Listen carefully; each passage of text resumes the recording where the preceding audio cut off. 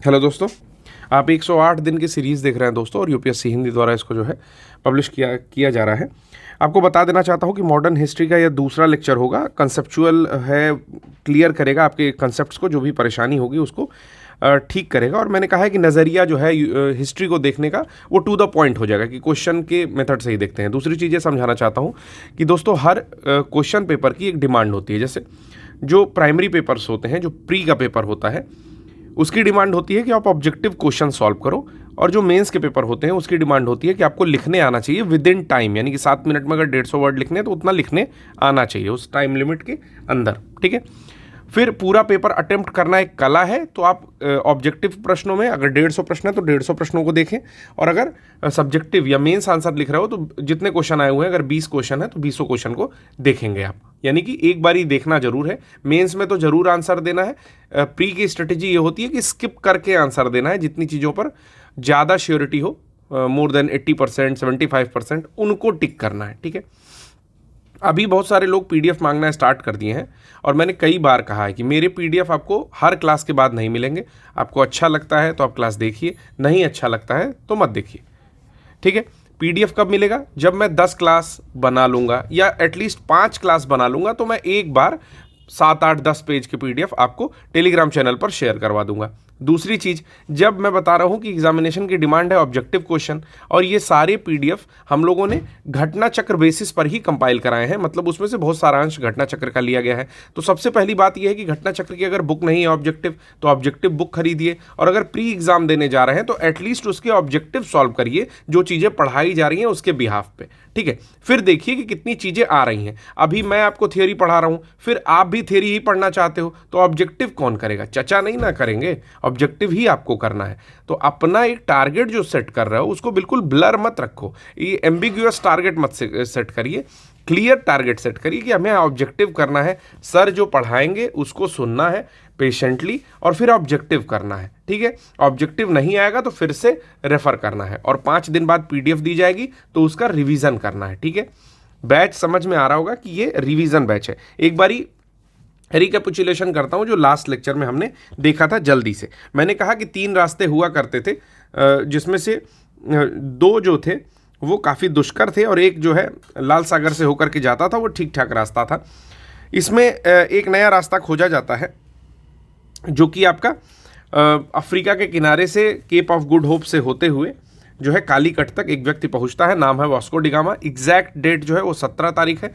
ठीक है, और एग्जैक्टली मतलब 17 मई, और कहीं कहीं 20 मई देता है। तो जो भी ऑप्शन में रहेगा, अगर दोनों ऑप्शन में है तो 17 मई को टिक करेंगे, अगर 20 मई वाला ऑप्शन में है तो 20 मई टिक कर देंगे। लेकिन ये ध्यान रखेंगे कि अगर दोनों ही डेट है तो भी आप 17 मई को ही टिक करके आओगे। ठीक है, वहाँ पहुँचता है तो जमोरिन उसका स्वागत करते हैं। फिर कुछ नाम है, जैसे बर्थोलोम्यो डियाज है, जिन्होंने केप ऑफ गुड होप की खोज की, जो वहाँ तक आए थे फिर लौट गए। ठीक है, फिर मैंने आपको बताया कि उस्मानिया सल्तनत ने अधिकार किया, तो कस्तुनतुनिया जो आपका टर्की का एरिया है, इस्तांबुल का बेसिकली, उस एरिया को जो ज्वाइन करता था। जैसे इंडिया से जो व्यापार होता था, कस्तुनतुनिया बीच में आता था, फिर यूरोपीय कंट्रीज में जाता था। यूरोप में भी कहाँ जाता था? तो ग्रीस में जाता था और रोम में जाता था। इन्हीं के साथ व्यापार ज़्यादा होता था। ठीक है, तो जब कस्तुनतुनिया पर अधिकार हो जाता है आपके उस्मानिया सल्तनत का, तो चीज़ें बिल्कुल गो थ्रू, मतलब यहाँ से वहाँ तक डायरेक्टली नहीं होती हैं। ठीक है, तो इन लोगों ने सोचा, जो भी पुर्तगाली कह सकते हैं या सीधे यूरोपियन ने सोचा कि कोई नया रास्ता तलाशते हैं। क्यों नया रास्ता तलाशने की बातें आई? क्योंकि इनकी नौसेना बन चुकी थी, मतलब इनको शिप्स बनाने आ रही थी, नौसेना नहीं, इनको शिप्स बनाने आ गई थी। इनके पास कंपास था जिससे ये दिशा करेक्टली देख सकते थे। उसके साथ साथ ये वॉयज मतलब होता है समुद्री साहसिक यात्राएं करने में निपुण हो गए थे, क्योंकि औद्योगिक क्रांति आई तो कुछ मशीनीकृत भी चीज़ें हुई, मैकेनाइज्ड हो गई, जिससे बहुत सारा इनको आत्मबल मिलता है और फिर खोज में निकल पड़ते हैं। तो पहला व्यक्ति जो सफल हो रहा है उसका नाम यहाँ पर आपने जाना, वास्को डिगामा, जो यहाँ से काली मिर्च और मसालों का व्यापार करके जब जाता है पुर्तगाल में तो लगभग 60 गुना मुनाफा पाता है। कुछ बातें और बतानी है कि जैसे अब्दुल मजीद नाम का व्यक्ति था। मजीद क्या करता है कि, एक सेकंड, मैं थोड़ा सा बड़ा कर रहा हूँ इसको हिंदी में, क्योंकि लोग डिमांड कर रहे थे कि हिंदी में, तो हिंदी में ही ये चीज़ें अब मैं बताऊँगा आपको। तो मैंने बताया था कि अब्दुल मजीद, इसमें अब अहमद इब्न मजीद लिखा है, अब्दुल मजीद से याद रखिए। वो क्या करता है, एक पथ प्रदर्शक टॉर्च बियरर की भूमिका में आता है, जो वास्को डी गामा को बताता है और भारत के कालीकट तट केरला के आसपास पहुंचने में मदद करता है। ठीक है, वहां पहुंचता है तो जमोरिन इनका स्वागत करते हैं। जमोरिन कौन था, वहां का तत्कालीन शासक का नाम है जमोरिन। ठीक है, फिर मैंने आपको बताया कि एक नए युग का शुभारंभ होता है, जहां पर पुर्तगाली एक नया सी रूट खोज लेते हैं, सी रूट, और जो कि डायरेक्टली भारत में आता है। हालांकि ये साहसिक और थोड़ा क्या बोलते हैं, दुष्कर रास्ता था, लेकिन फिर भी यहाँ से डायरेक्ट व्यापार करने के नाते कोई बिचौलिया नहीं रहता है बीच में, तो मुनाफा ज़्यादा होता है अपेक्षाकृत। ठीक है, फिर गवर्नर्स का नाम आता है। गवर्नर्स में दोस्तों मैंने बताया कि फ्रांसिस्को दी अल्मीडा, जो पुर्तगाली वायसराय और गवर्नर बन के सबसे पहले आता है, उसकी एक पॉलिसी है, अल्मीडा की पॉलिसी है ब्लू वाटर पॉलिसी, याद रखिएगा इसको, नीले जल की नीति भी बोलते हैं इसको। ठीक है, इसके साथ जो है फिर अल्बुकर्क आता है, गवर्नर रहता है 1509 में अल्मीडा के बाद। ठीक है, और बीजापुर छीन लेता है आदिल शाह से 1510 ईस्वी में। तो इस तरह से मैंने इस चीज़ों को आगे बढ़ाया। फिर मैंने बताया नीनो डू कून्हा के बारे में। तो जब बात आती है नीनो डी कून्हा की, तो वो क्या करते हैं, तो नीनो डी कून्हा जो थे, इन्होंने अपनी कैपिटल ट्रांसफ़र की थी कोचीन से गोवा, तो ये याद रखिएगा। फिर सैंथोम एक जगह आती है जो चेन्नई को कहते हैं, तो इन्होंने ही एक तरह से उसका नामकरण किया। आगे इसमें कई सारे खोजों की बात होती है, जैसे स्पेनी यात्री है कोलंबस, जो कि अमेरिका की खोज कर रहा है, ब्रिटेन का कैप्टन कुक है, ऑस्ट्रेलिया की खोज कर रहा है, और हॉलैंड के तस्मान है, जिन्होंने आपका डीमंस लैंड यानी कि तस्मानिया वर्तमान में, और न्यूजीलैंड की खोज की, और भारत की खोज करता है वास्को डी गामा, जो कि पुर्तगाली यात्री रहता है। तो ये कुछ इंपॉर्टेंट चीज़ें थी जो कि एग्जामिनेशन में पूछता है। फिर आते हैं अल्फांसो दी अल्बुकर्क, जब गवर्नर नहीं था तभी प्रथम दुर्ग बनवाया था। 2 फैक्ट्री ये लोग लगाते हैं, पहली लगाते हैं कोचीन में और दूसरी लगाते हैं कन्नूर में। ठीक है, एक बहुत इंपॉर्टेंट चीज़ थी, मैंने बताया कि क्रम जो है इनके आने का, तो पुर्तगाली आए, फिर डच आए, फिर अंग्रेज आए, डेन आए और फ्रांसीसी। मैंने इसको याद करने का भी बताया था आपको क्रम। क्या बताया था कि पुर्तगाली लिख देंगे आप, इंग्लिश लिख देंगे और फ्रांसीसी लिख देंगे, यानी कि PEF लिख देंगे, और दोनों के बीच में डच और डेन को प्लेस कर देंगे। ठीक है, तो इस तरह से आप याद कर सकते हैं। फिर इसके आगे हम लोग एक बहुत इंपॉर्टेंट चीज़ पढ़ सकते हैं कि 1961 में गोवा सबसे लास्ट में आज़ाद हुआ, भारत को छोड़ा, मतलब गोवा आज़ाद हुआ ऐसे कह सकते हो, और भारत में से पुर्तगाली जो है यहाँ से गए। ठीक है, सबसे पहले आने वाले कौन, पुर्तगाली, सबसे बाद में जाने वाले कौन, पुर्तगाली। इस तरह से दोनों पॉइंट आपने याद कर लिया। फिर एक बात जानिए कि पुर्तगाली गवर्नर जो लास्ट टाइम में था भारत में, उसका क्या नाम है, तो उसका नाम है मैनुअल एंटोनियो वस्सालो ए सिल्वा। तो वस्सालो ए सिल्वा भी याद कर लोगे तो इतनी चीज़ें एग्जामिनेशन में आपको मिल जाएंगी। और स्वतंत्रता प्राप्ति के दौरान कौन गवर्नर था, उसका नाम था फेरोइरा बोसा। ठीक है, जोसे फेरोइरा बोसा।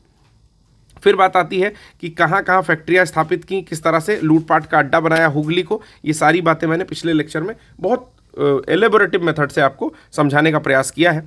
फिर एक चीज़ और जाननी है कि जब ईस्ट इंडिया कंपनी बनती है, एक दूसरी बात वहीं पे कर दे रहा हूँ कि जब तो मैं बता रहा था दोस्तों कि जो ईस्ट इंडिया कंपनी है जब आती है, तो स्टैब्लिश जब होती है, मतलब उसकी स्थापना होती है 1599 में, तब किसका शासन रहता है, तो भारत में शासन रहता है अकबर का। और जब अपनी पहली फैक्ट्री यहाँ पर लगाती है तो कौन रहता है यहाँ पर, जहांगीर रहता है। तो ये कुछ क्रूशियल पॉइंट्स है, जब 2-3 ऑब्जेक्टिव बना करके देता है स्टेटमेंट 1, 2, 3, तो उसमें से आपको करेक्ट आंसर जब चेक करना होता है तो चीज़ें थोड़ी टिपिकल होती हैं। फिर यहाँ पर एक चर्चा और कर रहा है कि 1532 में जो शाहजहां है उसने हुगली में पुर्तगाली बस्तियों को पूरी तरह से नष्ट कर दिया। क्यों नष्ट कर दिया, क्योंकि ये लोग जो है उसको समुद्री लूटपाट के लिए इस्तेमाल कर रहे थे, और धीरे धीरे इनकी जो गतिविधियाँ थी वो बढ़ती ही जा रही थी। ठीक है, फिर जाब चारनॉक की बात आती है, तो ये जान जाइए कि कलकत्ता में अपने हुगली के स्थान पर सुल्तानाती है, कलकत्ता का स्थल है, जिसको व्यापारिक केंद्र के लिए जाब चारनॉक चुनता है। और जाब चारनॉक को कभी कभी कलकत्ता का कहा जाता है कि संस्थापक भी था। हालांकि थोड़ा सा इस पर जो है एक बार ये चीज़ें कोर्ट में चली गई, तो उस पर डिसीजन आया कि कलकत्ता तो पहले से ही इस्टेब्लिश था और कलकत्ता को क्या वो इस्टेब्लिश करेगा। हालांकि जब ऑप्शन में अगर जाब चारनॉक रहेंगे तो आप ऑप्शन में जाब चारनॉक ही आंसर करके आएंगे। ठीक है, यहाँ पर 1599 की बात कर रहा है कि मर्चेंट एडवेंचर्स नामक दल है, जिसकी पूरी कंपनी का नाम है the governor and the company of merchants of London trading into east. ठीक है, ईस्ट इंडीज, इसकी स्थापना होती है। एलिजाबेथ प्रथम पहली बार 15 साल के लिए इन लोग को एक मैग्ना कार्टा या अधिकार पत्र देती हैं कि जाइए भारत में व्यापार करिए। ये वर्ड याद रखिएगा, भारत में व्यापार करिए। अगर आप पॉलिटी पढ़ रहे होगे तो आपको पता है कि बोर्ड ऑफ कंट्रोल और कोर्ट ऑफ डायरेक्टर्स किस तरह से यहाँ पर आते हैं और अपना आधिपत्य जमाना स्टार्ट करते हैं। पहले व्यापारिक कार्यों से आते हैं और फिर प्रशासनिक कार्य शुरू करते हैं, फिर आपके 1857 के आसपास डायरेक्ट क्राउन का रूल होता है और यहाँ पर पूरी तरह से जो है केवल एडमिनिस्ट्रेटिव कार्य ही शुरू होता है, व्यापारिक कार्यों को क्या किया जाता है, ठप कर दिया जाता है। हालांकि 1813 और 1833 अगर देखा जाएगा तो वहाँ पर एक तरह से मोनोपोली जो चल रही थी उसको, मतलब चाय और चीन के साथ व्यापार को छोड़ करके कंपनी को एकाधिकार जो है लगभग समाप्त कर दिया गया। तो एक क्रमिक रूप से वो धीरे धीरे समाप्त किया जा रहा था और एडमिनिस्ट्रेशन के लिए, एडमिनिस्ट्रेटिव या प्रशासनिक गतिविधियों में उनको ज़्यादा इन्वॉल्व किया जा रहा था। ठीक है, तो वही बता रहा है कि यहाँ पर जब ईस्ट इंडिया कंपनी आती है तो बादशाह अकबर का शासन था। लीवेंट कंपनी सबसे पहली कंपनी होती है। क्वेश्चन डायरेक्टली पूछता है यूपीपीसीएस में कि कौन सी कंपनी होती है, तो लीवेंट कंपनी जो है वो सबसे पहली ईस्ट इंडिया कंपनी थी, या कह सकते हो ब्रिटिश कंपनी थी, जिसको भारत में अधिकार पत्र प्राप्त हुआ था 1593 में स्थल मार्ग से आने के लिए। ठीक है, फिर अस्थायी कारखाना और स्थायी कारखाने की बात आती है तो उसमें मैंने बताया था कि स्वाली का युद्ध याद रखेंगे, जो कि 1613 के आसपास में लड़ा गया था। एग्जैक्टली बात करें तो 1612 था, वो मैंने गलत बोला है, एक साल अधिक बोल दिया। तो 1612 में स्वाली का युद्ध लड़ा गया था। इसमें पूछता है कि किसने लड़ा था, तो थॉमस बेस्ट एक व्यक्ति हैं जो कि लड़ते हैं और पुर्तगालियों की सेना यहाँ पर हारती है। ठीक है, उसके बाद सूरत में जो है प्रथम कारखाना स्थापित होता है अंग्रेजों का, ये चीज़ याद रखिएगा। व्यापार कहाँ से स्टार्ट कर रहे हैं, तो मसूलीपट्टनम या मछलीपट्टनम से स्टार्ट कर रहे हैं। पहला कारखाना कहाँ स्टार्ट हो रहा है, तो वो सूरत में स्टार्ट हो रहा है। दोनों पॉइंट में कंफ्यूज नहीं करना है। ठीक है, अब इसमें जो है एक विवाह बहुत इंपॉर्टेंट है, जिसमें चार्ल्स द्वितीय जो कि इंग्लैंड के सम्राट हैं 1661 यानी कि 1661 में शादी करते हैं पुर्तगाल की राजकुमारी कैथरीन से, जो कि काफ़ी फेमस रहती हैं, और इनको बम्बई उपहार में मिलता है, जिसके बदले में उनको 10 पाउंड ईयरली देना रहता है। किसको?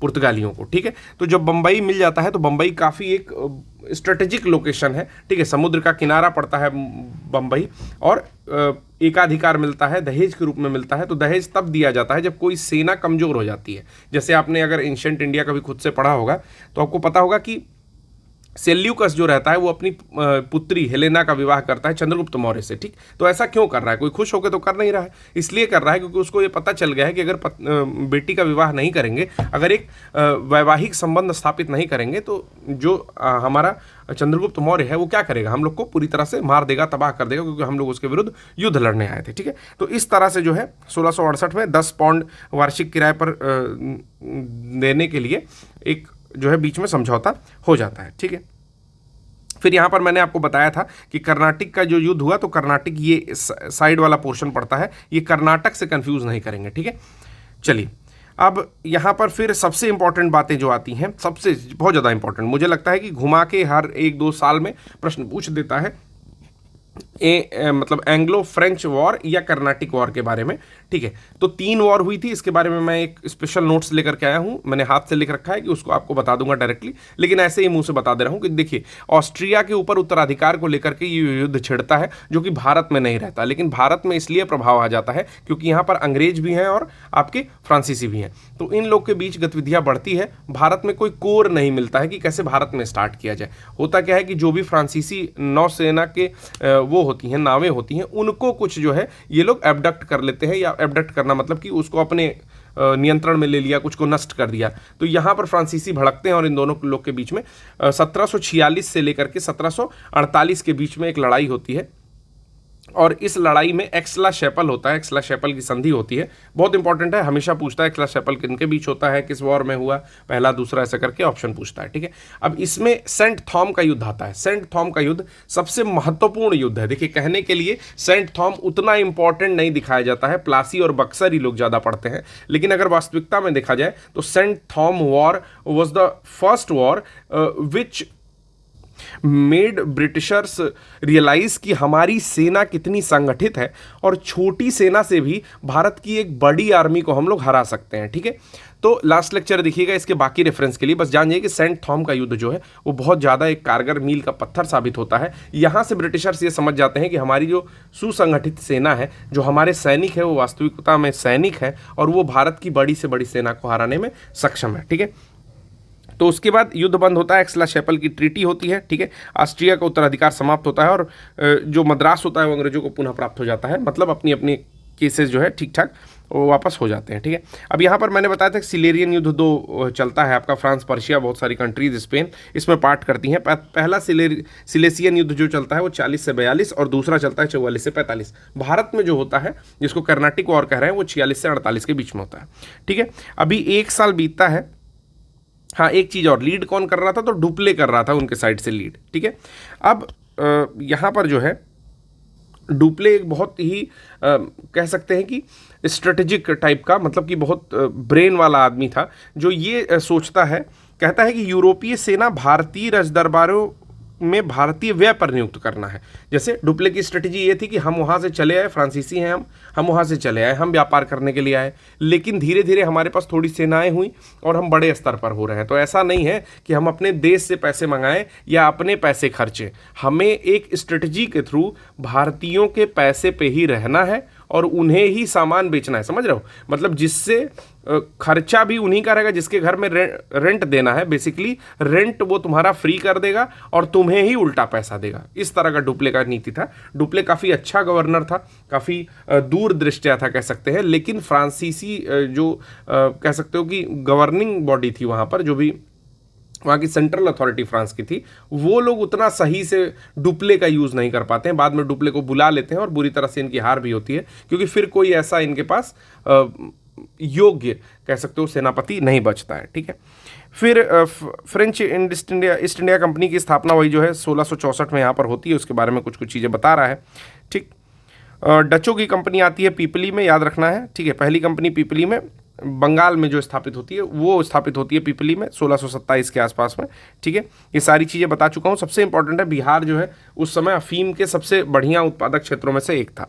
कुछ कंपनीज़ हैं जो कि कब आई हैं उसके बारे में मैंने बताया। स्तादो द इंडिया पुर्तगीज़ कंपनी 1498 में आई, फिर उसके बाद मसूलीपट्टनम में डच ईस्ट इंडिया कंपनी आई 1602 में, फिर आपकी आती है ईस्ट इंडिया कंपनी 1600 में, ठीक है। और फिर आती है त्रावणकोर तंजौर में स्थापित हुई डेन ईस्ट इंडिया कंपनी 1616 में, और फ्रेंच वाली सबसे बाद में आती है 1664 में। डायरेक्टली पूछता है, इस पॉइंट को नोट कर लीजिएगा या टेबल बना लीजिएगा। अब जो जिस्ट है एक बार समझ लेते हैं। क्वेश्चन आप लोग किए नहीं होंगे मुझे पता है, लेकिन मैं बता रहा हूँ, एग्जाम उसी का निकलेगा, ठीक है। एग्जाम उसी का निकलेगा जो क्वेश्चन करेगा, ठीक है। क्योंकि मैंने बार बार बताया है, पहले भी बता रहा हूँ, पीडीएफ के लिए रोने वाले 90% लोगों का एग्जाम नहीं निकलेगा, क्योंकि वो केवल मेरे वीडियोस पर या मेरे चैनल पर हमारे चैनल पर जो है ठीक है, यहाँ पर केवल पीडीएफ नहीं मांगते हैं, वो हर एक चैनल पर पीडीएफ मांगते हैं, जो भी वो लोग देखते रहते हैं, ठीक। तो उन्हें शौक है पीडीएफ मांगने का, वो पीडीएफ जुटा के बत्ती बना के उसको फेंक देना चाहते हैं, क्या करना चाहते हैं मुझे आइडिया नहीं है। लेकिन पीडीएफ मांगने वालों को बार बार मैंने कहा है कि 10 लेक्चर हो जाएगा या 5 लेक्चर हो जाएगा, तो एक मैं मतलब एक साथ थोड़ा सा कंपाइलेशन दूंगा, एक एक पेज करके दूंगा, तो इतने ज़्यादा आप लोग क्या बोलते हैं कि रेगुलर वे में उसको नहीं पढ़ पाओगे। मैं दूंगा 4-5-6 पेज एक साथ दूंगा, पढ़ लेना उसको, ठीक है, आराम से। तब तक क्वेश्चन करते रहिए, जब तक पीडीएफ नहीं दे रहा हूँ तो पीडीएफ रोना मत मचाओ यार, उसको क्वेश्चन करते रहो, क्योंकि प्री के एग्जामिनेशन की डिमांड है कि आप क्वेश्चन हिट करने चाहिए। कैसे हिट कर रहे हो ये नहीं कोई पूछता है, क्वेश्चन हिट होने चाहिए। कहाँ से पढ़ा, कितना पीडीएफ पढ़ा, ये नहीं। पीडीएफ की डिमांड कब होती है? पीडीएफ की डिमांड तब होती है जब मेंस आंसर राइटिंग करते होगे, ठीक है, कुछ पॉइंट्स चाहिए, और वो पॉइंट्स भी सर ने कितनी बार बताया। गौरव सर का अगर कोई वीडियो देखते होगे, जेन्युइनली अगर फॉलो करते होगे यूपीएससी हिंदी को, तो आपको पता होगा गौरव सर ने कहा कि 150 फैक्ट लेके क्या करोगे। मैं अभी आपको फ्रेंच ईस्ट इंडिया कंपनी का या ईस्ट इंडिया कंपनी का जो इंग्लैंड की है उसके बारे में मैं आपको बहुत सारे फैक्ट दे दूँ, उसका फोटो वोटो इधर उधर एक एक लोग के पूरे जीवन का इतिहास दे दूँ मैं, ठीक। लेकिन क्या 150 वर्ड में लिखना लिख डालोगे? जितने ज़्यादा फैक्ट रहेंगे उतना कन्फ्यूज़न ज़्यादा रहेगी, ठीक है। पहले लेखनी सुधारिए कि कम से कम 7 मिनट में 150 वर्ड लिखने हैं, तो इसको कैसे लिखा जाए और कौन से वर्ड डाले जाएं जो ज़्यादा इफेक्टिव हों, ठीक। क्योंकि एनालिटिकल क्वेश्चन आते हैं, फैक्ट के बेसिस पे एग्जाम नहीं निकलेगा। फैक्ट के बेसिस पे यूपीपीसीएस जैसा एग्जाम भी अब टफ होता जा रहा है निकालना, क्योंकि अब बहुत एनालिटिकल क्वेश्चन आते हैं। अगर जो लोग भी थोड़ा सा इस गफलत में है कि नहीं यूपीपीसीएस में तो ऐसे प्रश्न आते हैं, जाके आरओ का पेपर देख के आए और आरओ के पेपर में अच्छे क्वेश्चंस को मार्क कर लें। आपको कम से कम 30 प्रश्न ऐसे मिलेंगे जो बहुत ही कंफ्यूजिंग और एनालिटिकल टाइप के हैं, ठीक है। तो चलिए, मैं ऑब्जेक्टिव ना करने वालों के लिए थोड़ा सा कुछ लेके आया हूँ, लेकिन जरूरी नहीं कि हर बार मैं आपके सामने इसको लेके आ पाऊंगा। पहला है कि ब्लू वाटर पॉलिसी कौन लेकर के आया है? बहुत बार ये प्रश्न पूछा हुआ है छोटे से बड़े एग्जाम में। तो अल्मीडा की थी ब्लू वाटर पॉलिसी, ठीक है। इसको शांत जल की नीति भी कहते हैं या नीले जल की नीति भी कहते हैं, किसी भी नाम से लिख करके आता है। दूसरा है तस्मान सी। तस्मान जो है एक व्यक्ति है, तस्मान जो है एक व्यक्ति है जो कि हॉलैंड के रहने वाले हैं। ये खोजते हैं न्यूजीलैंड या तस्मानिया, ठीक है। तो ये कहाँ के निवासी हैं, ठीक है। खोजे क्या है और नाम क्या है व्यक्ति का, ठीक है। तो तस्मान जो है वो हॉलैंड के निवासी हैं और तस्मानिया न्यूजीलैंड खोजते हैं। फिर कैप्टन कुक आते हैं, कैप्टन कुक ने ग्रेट ब्रिटेन के हैं और ऑस्ट्रेलिया की खोज की है। वास्को डिगामा आते हैं, पुर्तगाल के हैं और इंडिया की खोज की है। और कोलंबस आते हैं स्पेन से और उन्होंने खोज की है अमेरिका की।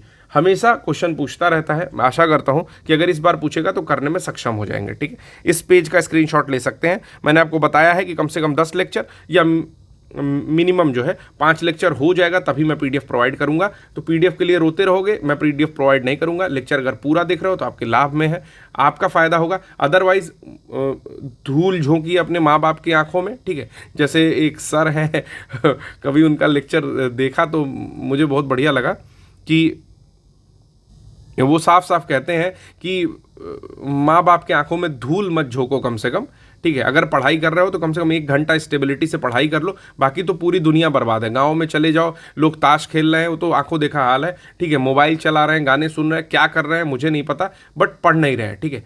और रीडिंग हैबिट से, जिसकी रीडिंग हैबिट अच्छी है वो हमेशा स्टेबल रहेगा मेंटली। जिसकी वीडियो देखने की हैबिट अच्छी है वो मेंटली स्टेबल हो, इतना जरूरी नहीं है। कोई भी बच्चा जो भी यूपीपीसीएस या यूपीएससी निकाला है वो हमेशा देखोगे कि बुक पढ़ता है, वीडियोस देखने की सलाह नहीं देगा। वो देखने की सलाह तब देगा जब या तो वीडियो देखने के बाद वो रीडिंग करता है या तो रीडिंग करने के बाद वीडियो देखता है, ठीक है। चलो, तो यहाँ पर जो पुडुचेरी है उस पर एक बार प्रश्न पूछा कि कौन कौन से लोग सबसे पहले आए। सबसे पहले पुडुचेरी पर पुर्तगाली आए, फिर डेंस आए, फिर डच आए, फ्रेंच आए और अंग्रेज आए, ठीक है। तो इस पॉइंट को भी नोट कर लेंगे कि डेंस जो है वो डेनिश है। तो पुर्तगाली आए, फिर डेनिश आए, फिर डच आए, फिर फ्रेंच आए और अंग्रेज आए। ये पॉइंट याद रखिएगा, डायरेक्टली क्वेश्चन पूछा हुआ है, टिपिकल था इसलिए मैं उठा लिया हूँ। संयुक्त पूंजी कंपनी करके एक प्रश्न पूछा हुआ है, शायद यूपीएससी का प्रश्न है। पूछा है कि निम्न में से कौन सी कंपनी संयुक्त पूंजी कंपनी थी, कंबाइंड कैपिटल कंपनी। तो वहाँ पर ईस्ट इंडिया कंपनी जो है पहली संयुक्त पूंजी कंपनी थी और दूसरी जो है वो डच इंडिया कंपनी थी, ठीक है।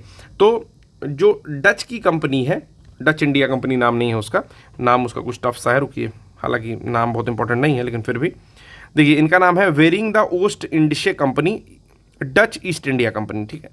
तो बोल भी सकते हैं डच ईस्ट इंडिया कंपनी। चलिए, तो ये 1602 में आई थी। ऑप्शन में जो आपका ईस्ट इंडिया कंपनी है वो नहीं दिया हुआ था, तो उस हिसाब से आंसर जो हो रहा था वो डच ईस्ट इंडिया कंपनी हो रहा था। बट आपको याद रखना है कि संयुक्त पूंजी कंपनी की बात करेगा तो सबसे पहली कंपनी है आपकी ईस्ट इंडिया कंपनी, ठीक। फिर ईस्ट इंडिया कंपनी स्टैब्लिश कब हुई थी? मैंने बताया अकबर के समय में स्टैब्लिश हुई थी, लेकिन पहली फैक्ट्री लगाई थी जहांगीर के समय में। ये पॉइंट भी बहुत बार पूछा हुआ है कंफ्यूज करने के लिए, इसको भी याद रखेंगे। सबसे इंपॉर्टेंट चीज़ें जो मैंने आपको पढ़ाई थी वो पढ़ाया था कर्नाटिक वॉर। पहला कर्नाटिक वॉर, एक सेकंड, पहला कर्नाटिक वॉर होता है, ठीक है, दूसरा होता है और तीसरा होता है। ईयर इंपॉर्टेंट है, ईयर भी मैच करने को आता है, उसके साथ साथ संधियां मैच करने को आता है, ठीक है। तो पहला कर्नाटिक वॉर याद रखेंगे 46 से 48 के बीच में होता है, ऑस्ट्रिया के ऊपर उत्तराधिकार को लेकर के फ्रांस और इनके मध्य में होता है अंग्रेजों के। दूसरा कर्नाटिक वॉर होता है 1749 से 54, 1749 से लेकर के 54 तक होता है। तीसरा होता है आपका 1758 से लेकर के 63 तक, ठीक है। सप्तवर्षीय वार करके अगर पूछा जाएगा सप्तवर्षीय वॉर कौन था, तो यही था 1758 से लेकर के 63 का, ठीक है। तो कई बार जो है चीज़ें कंफ्यूजिंग होती हैं, कहीं कहीं आपको ये मिल जाएगा 1756 से, क्योंकि जोड़ के वो 7 वर्ष का होता है, लेकिन जो भारत में हुआ उसकी बातें यहाँ पर की जाती हैं, ठीक है। तो ईयर एक बार मोटी मोटा याद रखेंगे, पहला तो करेक्ट ईयर है। कभी कभी आपको ऑप्शन में 1740 से 48 मिल जाएगा। तो मैंने बताया भी है कि सिलेसियन वॉर जो है भारत के बाहर हो रहा था, हालांकि वो भी एंग्लो और फ्रेंच को ही लेकर के हो रहा था, ठीक है। तो इसलिए कभी कभी डेट जो है इसमें मतलब टाइमलाइन जो है वो थोड़ी चेंज मिलती है, लेकिन एग्जैक्टली क्या है 1746 से 48 के बीच में है, 49 से 54 के बीच में है और 58 से 63 के बीच में भारत में युद्ध हो रहा है। पहली संधि होती है एक्सला शैपल की, बहुत इंपॉर्टेंट संधि है जिसमें मद्रास वापस मिल जाता है अंग्रेजों को, ठीक है।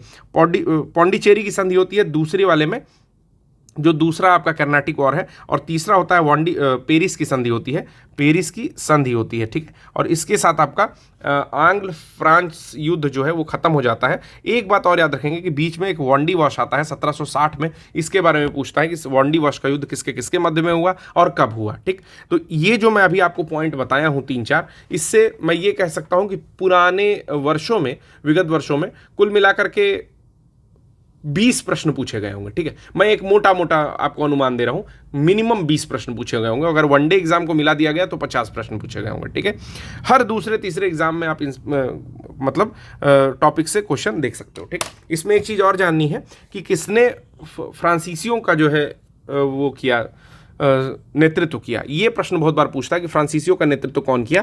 तो डुप्ले डुप्ले लाली, ऐसे मेरे साथ बोलो, डुप्ले डुप्ले लाली, डुप्ले डुप्ले लाली, डुप्ले डुप्ले लाली। अब आपको याद हो गया है, डुप्ले पहले में किए, डुप्ले दूसरे में किए और डुप्ले तीसरे में किए। एक बार फिर से मैं क्लियर कर रहा हूं। अंग्रेजों की ओर से बात करोगे तो पहले में लॉरेंस किए थे, उनके साथ अनवरुद्दीन थे।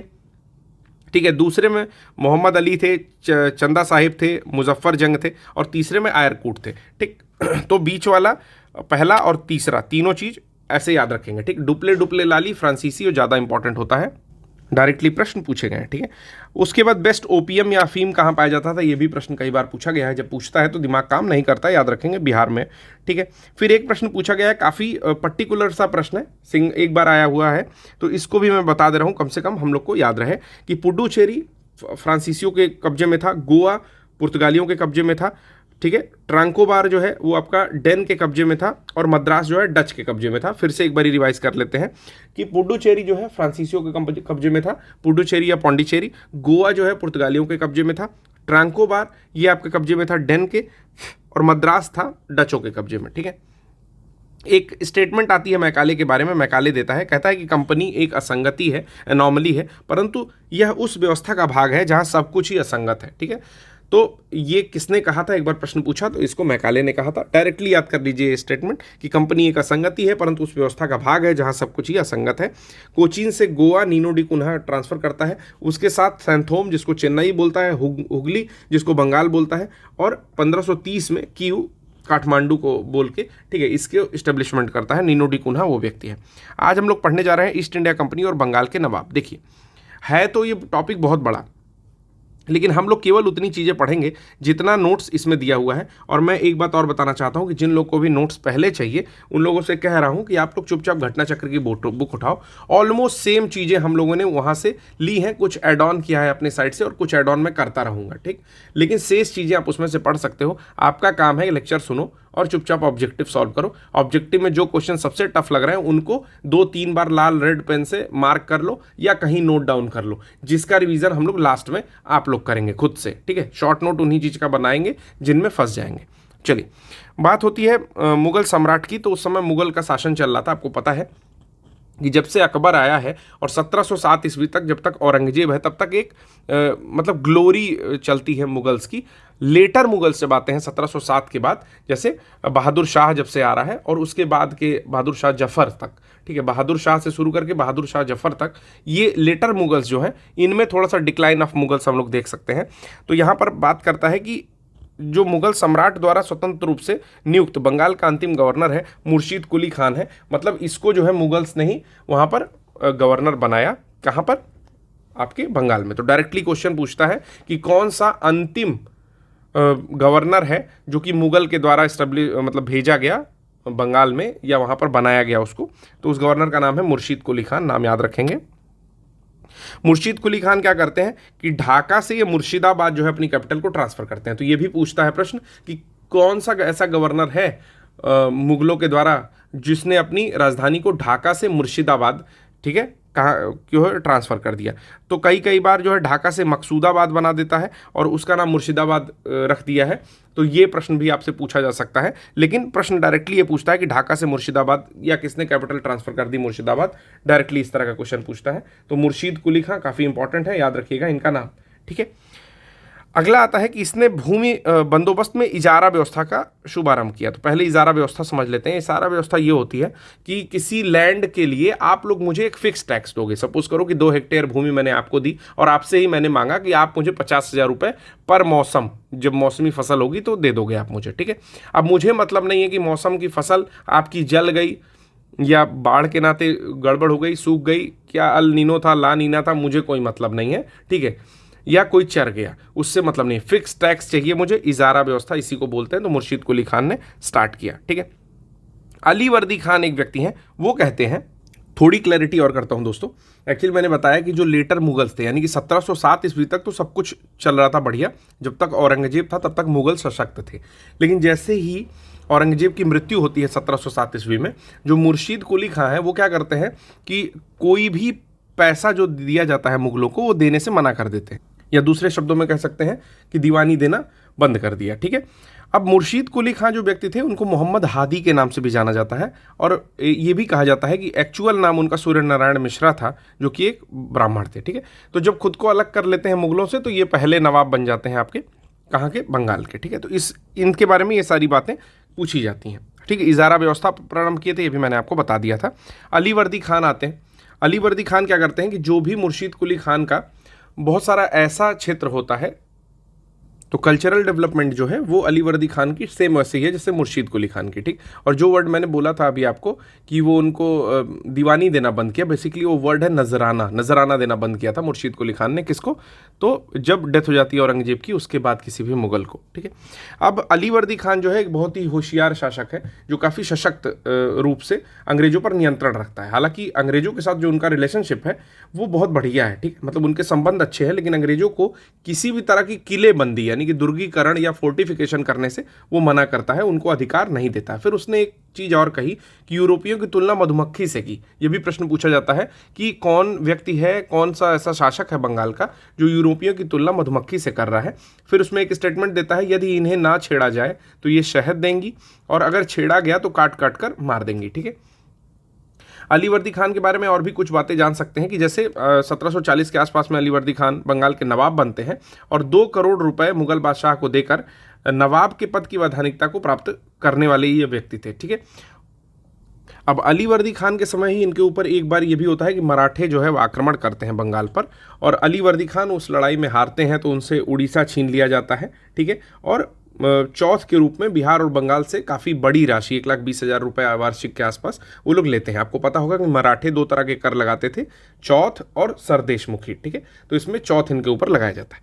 चलिए, ये सारी बातें थी अलीवर्दी खान के बारे में। जितनी चीज़ें इंपॉर्टेंट थी वो चीज़ें बता दी गई हैं, जो कि एग्जामिनेशन पॉइंट ऑफ व्यू से अच्छी हैं, इंपॉर्टेंट है। ठीक है, आपका काम क्या है, मैंने कई बार कहा कि प्रश्न सॉल्व करना आपका काम है, क्योंकि जो प्री एग्जाम होता है उसका डिमांड है ऑब्जेक्टिव सॉल्व करो कैसे भी। ठीक, तो आप भी ऑब्जेक्टिव ही पैटर्न सॉल्व करोगे। अब ये चीज़ आप बैंकिंग वाले बच्चों से अच्छे से सीख सकते हो कि बैंकिंग में क्या होता है, स्पीड बहुत मायने रखती है, और आपको ऑनलाइन एग्जामिनेशन देना है। तो जितने भी बच्चे एग्जाम निकालते हैं, आप उनके कभी भी इंटरव्यूज सुन लेना, वो सबके सब यही कहते हैं कि हमने स्पीड टेस्ट दिया, ताबड़तोड़ दिया। ठीक, तो जो डिमांड है एग्जैक्टली वही काम करो। और मेंस देने जा रहे हो और बैठ के ऑब्जेक्टिव लगा रहे हो, तो मेंस तो नहीं निकलेगा ना, मेंस निकलेगा लिखने से, तो लिखना पड़ेगा। उसी तरह ऑब्जेक्टिव निकलेगा, मतलब प्री एग्जाम निकलेगा ऑब्जेक्टिव लगाने से। ठीक, तो थ्योरी पढ़िए और ऑब्जेक्टिव लगाइए। थ्योरी में पढ़ा रहा हूँ, ऑब्जेक्टिव लगाना आपका काम है। इसकी मृत्यु के पश्चात क्या होता है, इनका जो पोता होता है, ठीक है, वो क्या करता है कि सिराजुद्दौला नाम है उसका, और वो अधिकारी बनता है, मतलब कि उसको दिया जाता है। तो ग्रैंडसन है इनका सिराजुद्दौला, सक्सीड करता है थ्रोन इनके बाद। और सिराजुद्दौला से एक रिलेटेड घटना है जिसका नाम है ब्लैक होल त्रासदी। ठीक है, तो ब्लैक होल त्रासदी कब होती है, 20 जून 1756 को होती है सिराजुद्दौला के समय। हालांकि इसकी पुष्टि नहीं है, जैसे अभी मैं आपको एक बुक बताऊंगा जिसमें इसका कोई वर्णन नहीं है। होता क्या है उसमें कि एक छोटा रूम होता है, रूम की लंबाई चौड़ाई नहीं पूछता है, लेकिन फिर भी यहां पर देख सकते हैं आप लोग, इसमें 146 ये नंबर पूछता है। 146 अंग्रेज अधिकारियों को कैद किया जाता है। ठीक है, जिसमें कुछ इंपॉर्टेंट नाम है।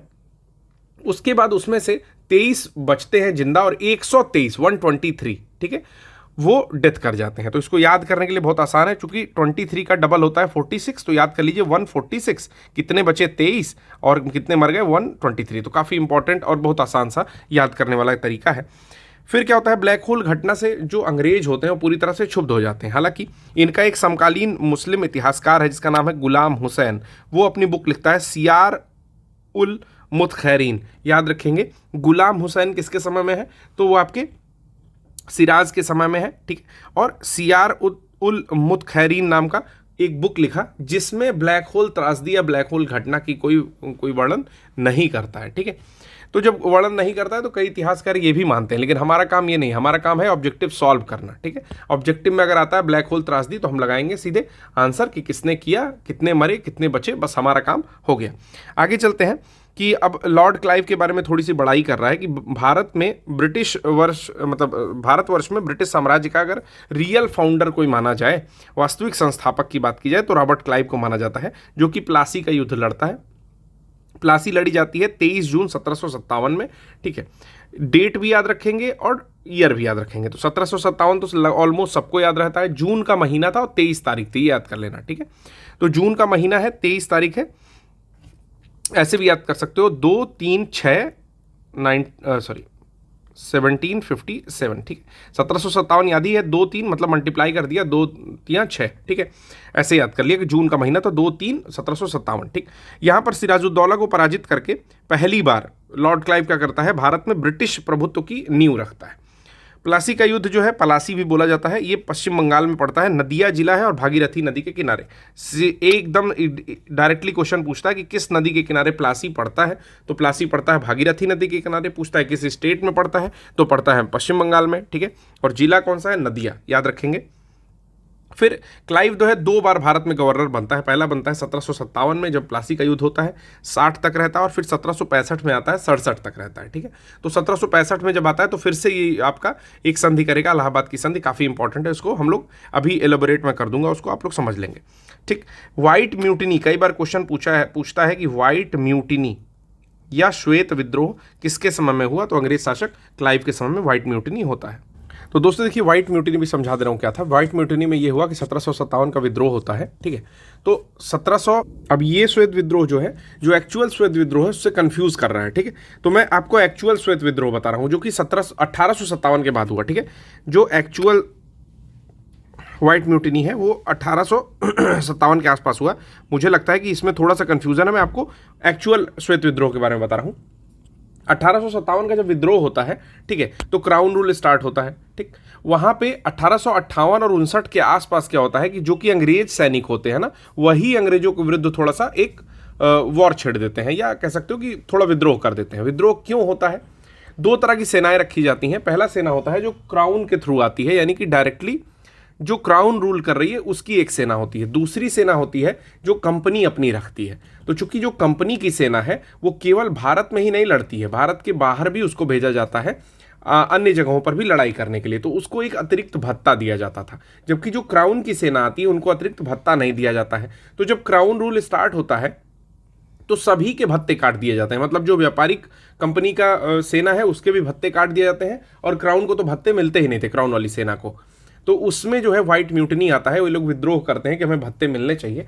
नहीं तो ये देखते हुए कि अभी एक 1857 का विद्रोह हुआ है भारतीयों में, और इस तरह के छोटे मोटे विद्रोह हो सकते हैं। हमारी जो है ये जो थोड़ा सा क्या बोलते हैं उसको, आपसी मतभेद है, उसका फायदा भारतीय स्थानीय राजाओं को हो सकता है। तो इस कारण से सभी भत्ते स्वीकार कर लिए जाते हैं। यहाँ पे जो व्हाइट म्यूटिनी है वो थोड़ा सा कंफ्यूजिंग है, लेकिन अगर क्लाइव से रिलेटेड कोई व्हाइट म्यूटिनी आता है तो आप लगा दोगे कि हाँ क्लाइव था उस समय, ठीक है। बट मेरे हिसाब से ये कंफ्यूजिंग है। चलते हैं आगे। क्लाइव क्या कहता है कि एक लुटेरे राज्य की स्थापना करता है। तो ये भी क्वेश्चन आपसे डायरेक्टली पूछा जाता है, इसलिए इसमें लिखा हुआ है कि लुटेरे राज्य की स्थापना किसके समय में हुई, इसी को बोलते हैं रॉबर स्टेट। तो रॉबर स्टेट की स्थापना होती है आपके क्लाइव के समय में। आपको फिर से बता देना चाहता हूं, ये लेक्चर्स जो है रिवीजन सीरीज है, ये डायरेक्ट मैं आपको लेक्चर नहीं दे रहा हूं कि मैं बिल्कुल बताऊंगा कि किस तरह से चीजें एक्चुअली हुई थी। मैं केवल इंपॉर्टेंट पॉइंट्स और जो प्रीवियस ईयर क्वेश्चन है उसी का ये बना हुआ नोट्स है। बार बार कह रहा हूं, प्रश्न आपको ही करने पड़ेंगे, ठीक। क्लाइव जो है सैनिक के रूप में जाना जाता था और जन नेता भी था वो। विलियम पिट कहता है कि वह स्वर्ग से उत्पन्न सेना नायक था, अब हेवन बॉर्न जनरल। तो डायरेक्टली इस पर भी क्वेश्चन पूछा गया है कि who has been called by the title of a heaven born general, कि किसे स्वर्ग से उतरा हुआ सेना नायक कहते थे, तो उसका नाम है क्लाइव। फिर बात आती है अलीवर्दी खां के उत्तराधिकारी की, तो उसमें मीर कासिम जो है सबसे योग्य था।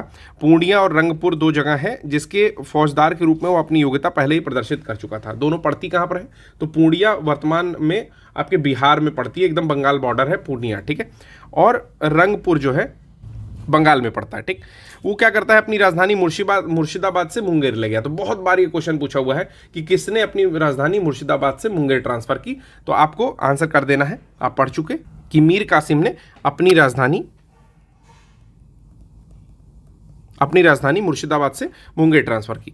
संभवतः मुर्शिदाबाद में षड्यंत्रमय वातावरण था और कलकत्ता से दूर रहना चाहता था, इसीलिए अंग्रेजों के हस्तक्षेप से बचने के लिए क्या करता है, मुंगेर में ट्रांसफर कर देता है। मीर कासिम सेना का गठन यूरोपीय पद्धति से करने का निश्चय लेता है। ठीक है, और ये भी डायरेक्टली क्वेश्चन पूछा हुआ है कि कौन सा ऐसा शासक है जो कि बंगाल का कौन सा ऐसा शासक है जो कि यूरोपीय पद्धति में अपनी सेना के जो अरेंजमेंट्स हैं या गठन है, ऑर्गेनाइजेशन है, उसको करने का निर्णय लेता है, तो उसका नाम है मीर कासिम। इसके द्वारा मुंगेर में तोप और जो तोड़दार बंदूकें हैं यानी कि मैच लॉक गन बनाने की व्यवस्था की गई। इसके अतिरिक्त मीर कासिम राज्य की आर्थिक स्थिति को भी सुधारने के लिए काफ़ी प्रयत्नशील रहा। जिन अधिकारियों ने गबन किया था उन पर बड़े बड़े जुर्माने लगाए और कुछ नए कर भी उसने लगाए। ठीक है, एक बात और आपको बताना चाहता हूँ, बात थोड़ी पीछे की है, कब की है, तो 1717 की है। ठीक है, जबकि मुगल फर्रुख शियर जो है वो गद्दी पर बैठा था, जो कि मुगल बादशाह है, मुगल बादशाह। ठीक है, तो मुगल बादशाह जो है एक फरमान जारी करता है। क्या फरमान जारी करता है? अंग्रेजों के लिए जारी करता है, अंग्रेजों के लिए नहीं, बेसिकली कंपनी के लिए जारी करेगा। तो कंपनी के लिए एक शाही फरमान जारी करता है जिससे कि कंपनी को बहुत सारे विशेषाधिकार मिले रहते हैं, मोनोपोली रहती है, एक तरह से व्यापारिक छूट रहती है। ठीक, अब उस व्यापारिक छूट का फायदा जो है कंपनी हमेशा उठाती है। उसके साथ साथ एक अधिकार और रहता है कि कंपनी के जो व्यापारी हैं वो अपना भी व्यापार कर सकते हैं, हालांकि उनके लिए कोई ऐसा व्यापारिक छूट जैसी स्थिति नहीं रहती है, उनको भी सामान्य कर लगता है जो भी भारतीय वहां पर व्यापार करते थे उन्हीं के बराबर। लेकिन कभी कभी कंपनी क्या करती थी, जैसे होता नहीं है कि जीएसटी बिल अगर आप किसी कंपनी का लगा दोगे तो आपके पैसे बच जाएंगे। ठीक, उसी तरह से कुछ इंडिविजुअल्स के भी वो कर बचाने के लिए कंपनी अपने संरक्षण में एक तरह का उनको क्या देती थी, दस्तक जारी करने का अधिकार था कंपनी को, तो कंपनी दस्तक जारी करती थी। अब इससे जो वहां पर शासक करते हुए जो शासक थे, जैसे मुर्शीद कुली खां हो गए, अली वर्दी खां हो गए, वो बहुत परेशान रहते थे। ठीक, और अली वर्दी खां का जो प्रपौत्र आता है वो भी बहुत ज़्यादा परेशान रहता है, सिराजुद्दौला। ठीक, तो ये सब कुछ जो कंपनी हाँ बीच में ये होता है कि ये जो शाही फरमान था उसको लेकर के मुर्शीद कुली खां या अली वर्दी खां हमेशा आपत्ति जताते रहते थे। ठीक है, और उन्होंने एक बार क्या किया, 1717 के आसपास में या उसके बाद के वर्षों में उन्होंने कहा कि कंपनी को खजाने में एक मुश्त कुछ रकम देना पड़ेगा और ये हम लोग बाउंडेशन एक आपके ऊपर लगा रहे हैं। ठीक है, और यही सब जो है फिर कारण बनता है 1757 का। तो पूरी पृष्ठभूमि यहीं से स्टार्ट हो रही है। उसके बीच में ब्लैक होल त्रासदी को माना जाता है कि वो जो है आग में, जलती हुई आग में थोड़ा पेट्रोल छिड़कने का काम हो गया, आग में घी का काम किया, और फिर 1757 का विद्रोह होता है। 1757 के विद्रोह के बाद अंग्रेज पूरी तरह से पैर जमा लेते हैं। उसके पहले फ्रांसीसियों के साथ समझ लो कि वो लोग एक नेट प्रैक्टिस कर रहे थे, लेकिन अभी 1757 के बाद वो समझ जाते हैं कि हमने जो है वर्ल्ड कप के पहला मैच जीत लिया है। ठीक है, एक थोड़ा सा रिव्यू 1757 के प्लासी के युद्ध के बारे में भी दे देता हूँ। ठीक है, जो कि 23 जून को हुआ था। मैंने याद करना कैसे ये बता दिया आपको। तो 1757 में जो प्लासी का युद्ध हो रहा है वो हो कहाँ पर रहा है, तो नदिया जिला है, भागीरथी नदी है, उसके बाएं तट पर प्लासी है। तो प्लासी बंगाल में ये हो रहा है युद्ध। ठीक है, इस युद्ध में अंग्रेजों की ओर से कौन है, तो अंग्रेजों की ओर से सेनापति है रॉबर्ट क्लाइव। सबको ये बातें पता होंगी, लेकिन फिर भी एक बार बस रिकैपिचुलेट कर दे रहा हूँ। और बंगाल की तरफ से कौन है, तो बंगाल की तरफ से दोस्तों सिराजुद्दौला जो है लड़ाई कर रहा है। ठीक, इनके साथ, सिराजुद्दौला के साथ बहुत सारे धोखेबाज लोग भी हैं, जैसे कि इनका जो सेनापति है उसका नाम है मीर जाफर, जिसको अंग्रेज ये लालच देते हैं कि भाई तुम्हें मैं बना दूंगा, यहाँ पर बंगाल का नियंत्रण तुम्हारे अधीन कर दूंगा। तो मीर जाफर जो है वो धोखा दे देता है किसको, अपने ही राजा या नवाब सिराजुद्दौला को। ठीक है, और इसमें होता क्या है कि अंग्रेज मीर जाफर को बाद में बंगाल का नवाब बना भी देते हैं और फिर हटा भी देते हैं। ठीक, अब इसमें एक पॉइंट और बहुत इंपॉर्टेंट है कि जैसे प्लासी का जब युद्ध चल रहा है तो कौन गद्दी पर बैठा हुआ है मुगलों की, मतलब दिल्ली में कौन शासन कर रहा है, तो उसका नाम है आलमगीर II। ये भी प्रश्न डायरेक्टली पूछता है। और तीसरी चीज पूछी जाती है कि नवाब की सेना में 3 राजद्रोही हैं जो कि नेतृत्व कर रहे हैं।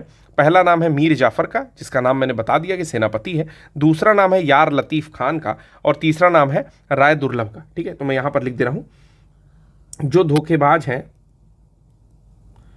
उनका नाम यहां पर लिख रहा हूं। पहला है मीर जाफर, दूसरा है राय दुर्लभ, ठीक, और तीसरा है यार लतीफ खान। ठीक है, ये 3 व्यक्ति हैं जो कि धोखा देते हैं किसको, अपने ही नवाब को। और इस धोखे के कारण 1757 का जो प्लासी का युद्ध होता है उसमें कौन हार जाता है, तो सिराजुद्दौला की हार होती है। और यहाँ पर नवाब बना दिया जाता है मीर जाफ़र को, लेकिन बाद में इनको हटा करके मीर कासिम को बना दिया जाता है। तो ये पूरी बातें आपने बहुत बार पढ़ भी रखी होंगी इधर उधर, लेकिन फिर भी मैं एक बार रिकैपिचुलेट कर दिया हूँ। चलिए आते हैं सीधे 22 अक्टूबर 1764 की एक घटना देखते हैं, जहां पर मीर कासिम, अवध के नवाब शुजाउद्दौला और दिल्ली का मुगल सम्राट शाह आलम दो सम्मिलित सेना बनाते हैं और बक्सर के युद्ध में जाते हैं। ठीक है, हराता कौन है इनको? तो हराता है तो हेक्टर मुनरो हरा देते हैं, जो कि सेनापति होते हैं आपके अंग्रेजों के साइड के। तो देखिए पहला 1757 में क्या हुआ कि अंग्रेजों को ये समझ में आ गया कि हमारा पहला वर्ल्ड कप का मैच है, हम हरा देंगे, तो हरा दिया। ठीक है, और दूसरे में और सशक्त होकर के लड़े कि अब तो थोड़ी आदत हो चुकी है। तो 3 लोग इसमें शामिल है, याद रखिएगा।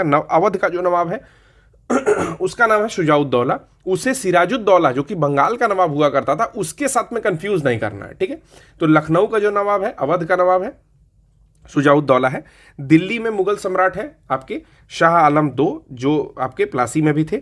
और तीसरा जो है सम्मिलित सेना है आपके अंग्रेजों की तरफ से हेक्टर मुनरो, और आपका इन नवाबों के साथ में एक व्यक्ति और है, इसका नाम है मीर कासिम। ठीक, तो बंगाल की ओर से मीर कासिम, अवध की ओर से नवाब शुजाउद्दौला, दिल्ली की ओर से सम्राट शाह आलम द्वितीय। ठीक है, ये 3 लोग, और अपोजिट साइड में अंग्रेज हैं जिनके पास है हेक्टर मुनरो। हेक्टर मुनरो क्या करता है कि इन लोगों को बुरी तरह से इसमें बक्सर के युद्ध में हरा देता है। इस युद्ध के समय वेंसिटार्ट जो है बंगाल का गवर्नर था। तो ये भी प्रश्न बहुत बार पूछता है कि who was the governor at the time of the battle of Buxar. ठीक है, तो वेंसिटार्ट नाम याद रखेंगे। वेंसिटार्ट जो महोदय हैं वो बंगाल के तत्कालीन गवर्नर या करंट गवर्नर उस समय थे।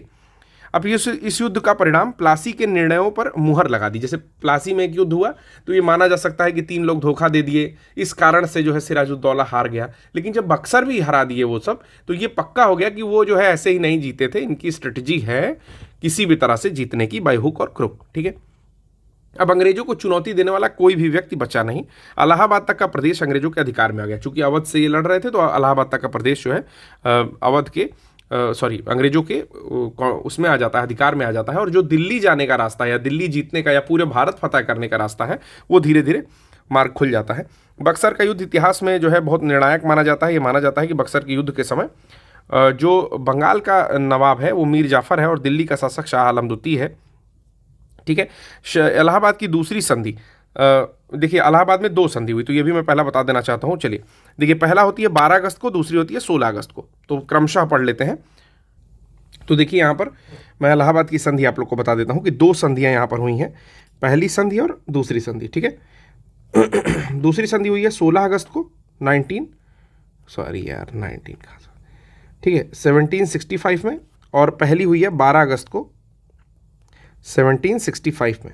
किसके किसके मध्य हुई ये भी समझिए। ईस्ट इंडिया कंपनी जब करती है अवध के नवाब के साथ, अवध का नवाब, ठीक है, और दूसरा होता है 16 अगस्त को ईस्ट इंडिया कंपनी करती है वर्सेस मुगल सम्राट के साथ। समझना है ध्यान से। ठीक, क्या कहती है कि शाह आलम, ठीक है, तो शाह आलम से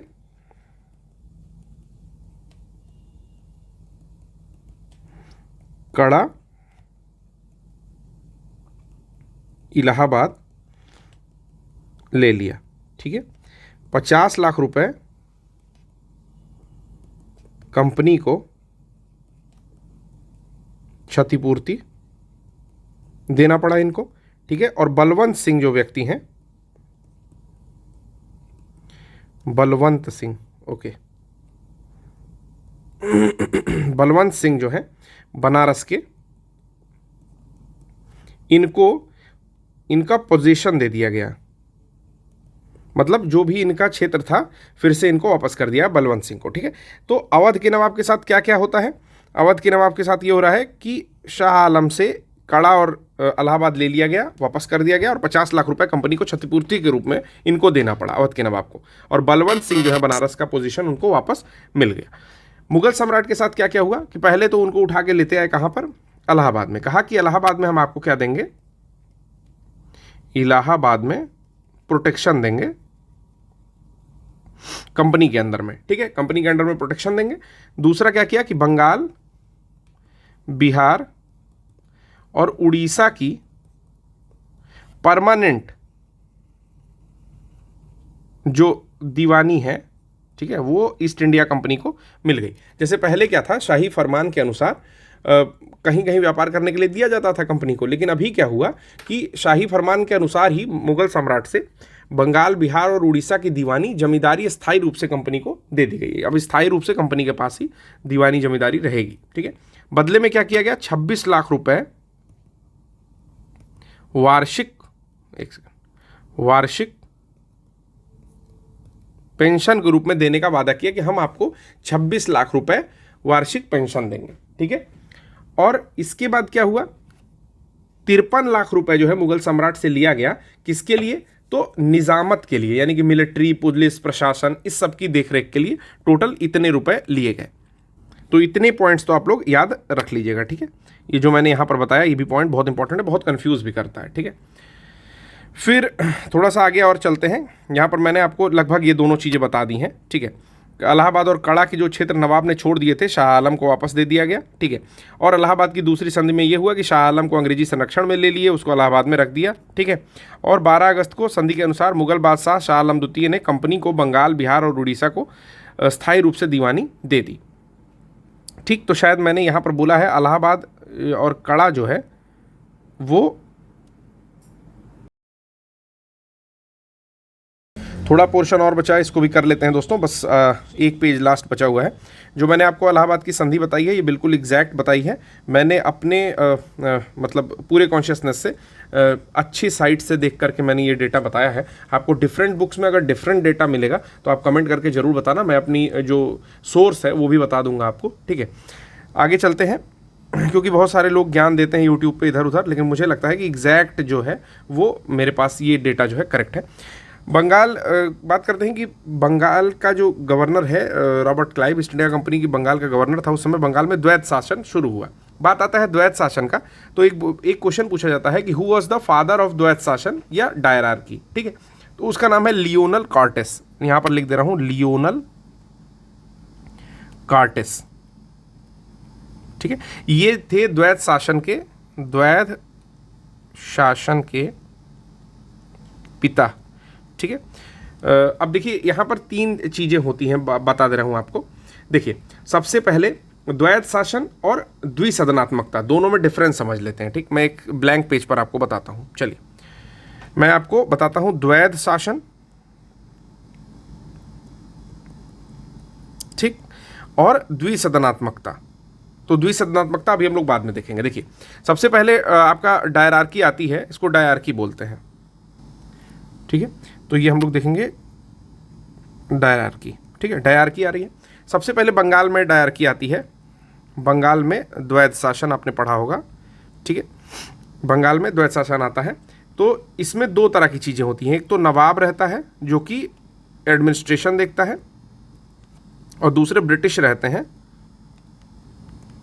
एक सेकेंड, ब्रिटिश रहते हैं जो कि रेवेन्यू देखते हैं। ठीक है, कब आया था, 1765 में आया, 1772 तक चला, ये बात छोड़ दीजिए, लेकिन 1765 में जो है ये लाया जाता है।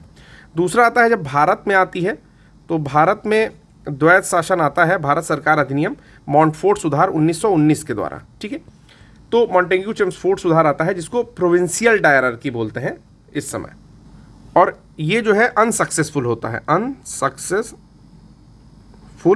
क्यों, क्योंकि ये प्रांतों में द्वैत शासन आया, प्रांतों में द्वैत शासन। याद रखिएगा, प्रांतों में द्वैत शासन कब आया, 1919 के मॉन्टफोर्ड या मॉन्टेग्यू चेम्सफोर्ड सुधार में।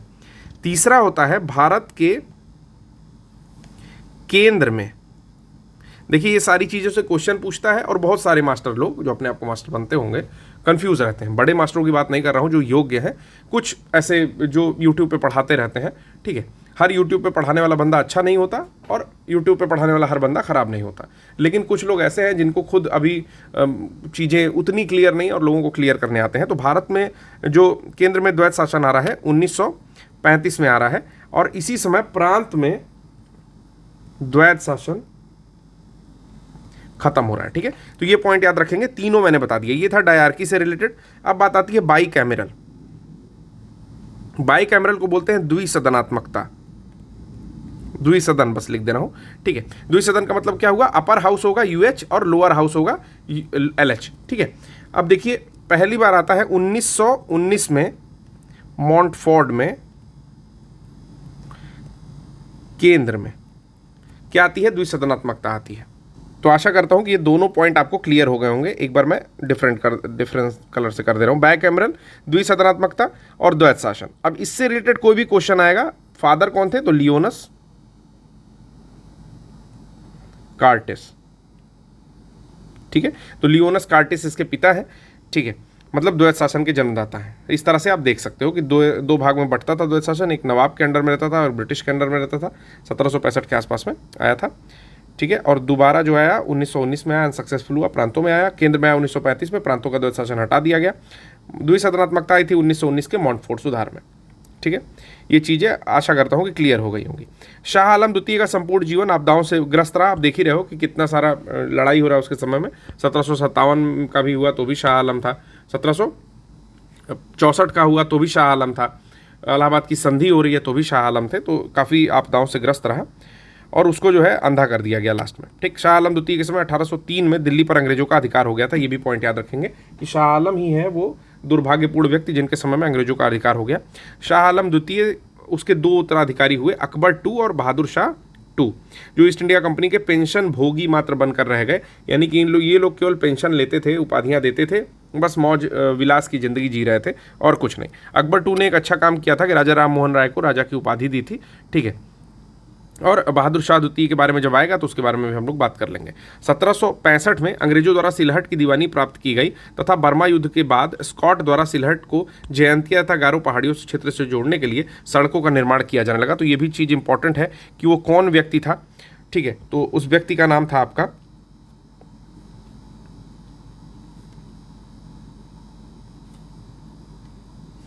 स्कॉट। ठीक है, स्कॉट द्वारा क्या किया गया? सिलहट की दीवानी प्राप्त की गई और बर्मा युद्ध के बाद सिलहट को जयंतिया और गारो से जोड़ने का काम ये लोग सड़कों के माध्यम से करने लगे, जिसका विरोध हुआ और पहाड़ियों पर रहने वाली खासी जनजाति ने अपने नेता तीरथ सिंह के नेतृत्व में विद्रोह कर दिया। मैं एक ऐसा लेक्चर लेकर आऊँगा, अब हो सकता है कि इसमें दिया भी हो, घटना चक्र के नोट्स जो हम लोग प्रिपेयर कर रहे हैं अपने पास से ऐड ऑन करके, तो उसमें दिया भी होगा तो कोई बात नहीं। अगर नहीं दिया होगा तो मैं सारे जितने भी ऐसे आदिवासी विद्रोह हुए, जनजातीय मूवमेंट्स हुए, ठीक है, या स्वतंत्रता प्राप्ति के लिए जो संग्राम हुए, किसान विद्रोह हुए, उस सबको बाइफरकेट करके मैं आपके लिए लेकर के आऊँगा। राजीव अहिर स्पेक्ट्रम की बुक से बहुत ही एलोबरेटिव मेथड से मैं उसको बताऊंगा। जितने पॉइंट कंफ्यूजिंग है उसी को ज़्यादा बताने का प्रयास करूंगा। ठीक है, ऑब्जेक्टिव सॉल्व करते रहिए, मेन मोटो वो है। के.एम. पनिक्कर ने कहा था कि 1765 से 72 तक कंपनी डाकुओं का राज स्थापित कर दी। ठीक ना, बंगाल में। ये सारी चीज़ें जो स्टेटमेंट भी याद रखा जाता है। ठीक, एक चीज़ और बताना चाहता हूँ, ट्रीटी ऑफ अलीनगर के नाम से एक कभी कभी पूछ लेता है कि कब हुई, तो ट्रीटी ऑफ अलीनगर बता दे रहा हूँ। ट्रीटी ऑफ अलीनगर यानी कि अली नगर की संधि कब हुई? 9 फरवरी 1757 में हुई।